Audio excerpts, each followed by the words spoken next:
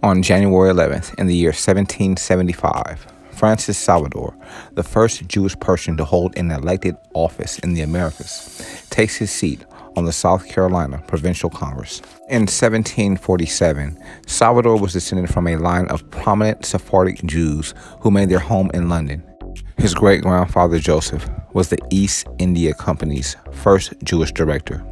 His grandfather was influential in bravely moving a group of 42 Jewish colonists to Savannah, Georgia, in 1733, despite the colony's prohibition on Jewish settlers. The Salvadors then purchased land in South Carolina. After the Lisbon earthquake in 1755 destroyed their Portuguese property and the East India Company collapsed, draining the family's resources, the American property was all the Salvadors had left.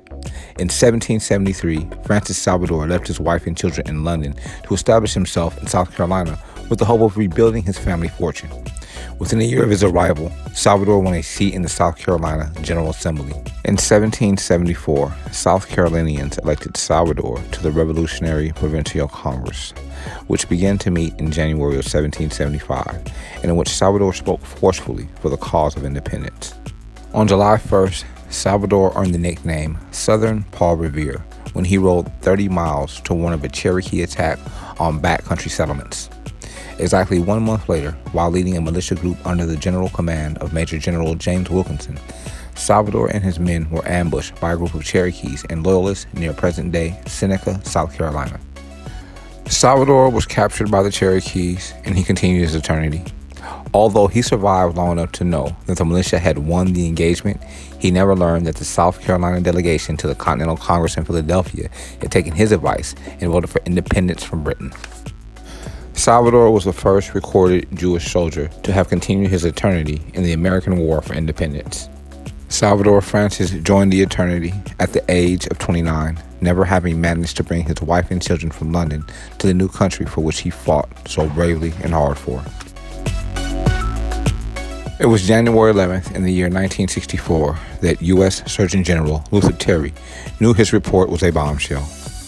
He intentionally chose to release it on this date, a Saturday, so as to limit its immediate effects on the stock market.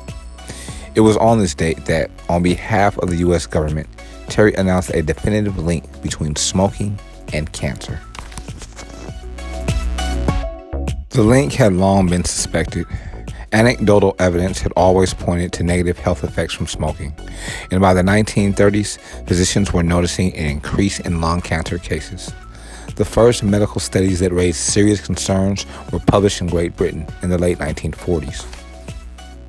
American cigarette companies spent much of the next decade lobbying the government to keep smoking legal and advertising reduced levels of tar and nicotine in their products. 44% of Americans already believed smoking caused cancer by 1958, and a number of medical associations warned that tobacco was linked with both lung and heart disease. Despite all this, nearly half of Americans smoked, and smoking was common in restaurants, bars, offices, and homes across the country. Dr. Terry commissioned a report in 1962, and 2 years later he released the findings, titled Smoking and Health, which stated a conclusive link between smoking and heart and lung cancer in men. The report also stated the same link was likely true for women, although women smoked at lower rates and therefore not enough data was available. The news was major, but hardly surprising. The New York Times reported the findings, saying it could hardly have been otherwise. Still, the Surgeon General's report was a major step in health officials' crusade against smoking. Though tobacco companies spent millions and millions and were largely successful in fending off anti-smoking laws until the 1990s, studies have shown that the report increased the percentage of Americans who believed in the cancer link to 70%, and that smoking decreased by roughly 11% between 1965 and 1985. California became the first state to ban smoking in enclosed public spaces in 1995. 25 more states now pass similar laws, including 50 of the 60 largest cities in America. In 2019, the Surgeon General announced a link between serious disease and e-cigarettes, an alternative to smoking in which traditional tobacco companies have invested heavily.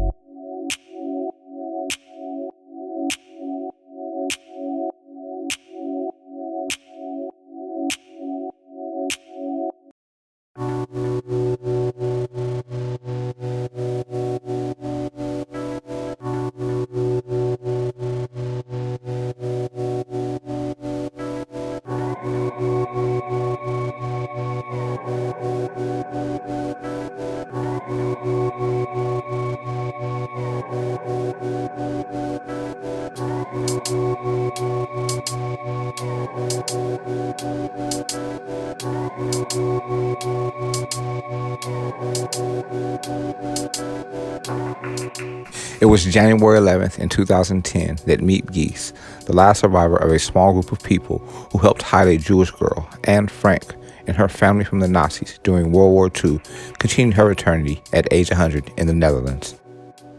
After the Franks were discovered in 1944 and sent to concentration camps, Gies rescued the notebooks that Anne Frank left behind, describing her 2 years in hiding. These writings were later published as Anne Frank, the Diary of a Young Girl, which became one of the most widely read accounts of the Holocaust. Miep Gies was born into a working-class Catholic family in Vienna, Austria, on February 15th in 1909. At age 11, with food shortages in her native land following World War I, she was sent to the Netherlands to live with a foster family who nicknamed her Miep. Her birth name was Hermine Santhro Schitz. In 1933, she went to work as a secretary for Otto Frank, who ran a small Amsterdam company that produced a substance used to make jam. By the following year, Frank's wife and 2 daughters, Margot and Anne, had left their native Germany to join him in the Dutch capital. In May of 1940, the Germans who had entered World War II in September of the previous year invaded the Netherlands and quickly made life increasingly restrictive and dangerous for the country's Jewish population. In early July of 1942, the Frank family went into hiding in an attic apartment behind Otto Frank's business. They were eventually joined by Otto Frank's business associate and his wife and son, as well as Miep Gies' Dennis, all of whom were Jewish. Gies, along with her husband, Jan, a Dutch social worker, and several of Otto Frank's other employees, risked their own lives to smuggle food, supplies, and news of the outside world into the secret apartment, which came to be known as the Secret Annex. On August 4th in 1944, after 25 months in hiding, the 8 people in the Secret Annex were discovered by the Gestapo. An anonymous tipster informed the German state police about the Secret Annex. This anonymous tipster has never been definitively identified. Gies was working in the building at the time of the raid and avoided arrest because the officer was from her native Vienna and felt sympathy for her. She later went to police headquarters and tried unsuccessfully to pay a bribe to free the group. The occupants of the Secret Annex were sent to concentration camps. Only Otto Frank survived. After he was liberated from Auschwitz by Soviet troops in January of 1945, he returned to Amsterdam, where Miep Gies gave him a collection of notebooks and several hundred loose papers containing observations from the teenage Anne Frank. Gies recovered the materials from the Secret Annex shortly after the Franks' arrest and hid them in her office desk. She avoided reading the papers during the war out of respect for Anne's privacy. Otto Frank, who lived with the Gies family after the war, compiled his daughter's writings into a manuscript that was first published in the Netherlands in 1947 under the title Het Achterhuis, or Rear Annex. Later published as Anne Frank, The Diary of a Young Girl, the book went on to sell tens of millions of copies worldwide. In 1987, Miep Gies published a memoir, Anne Frank Remembered, in which she wrote, quote, "I am not a hero.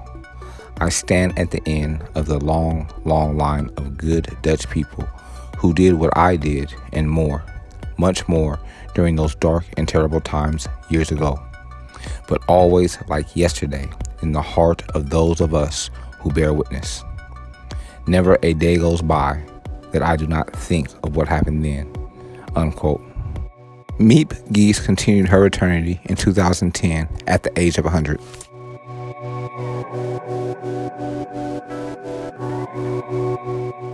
The historical information divulged on this audio file can be verified on History.com.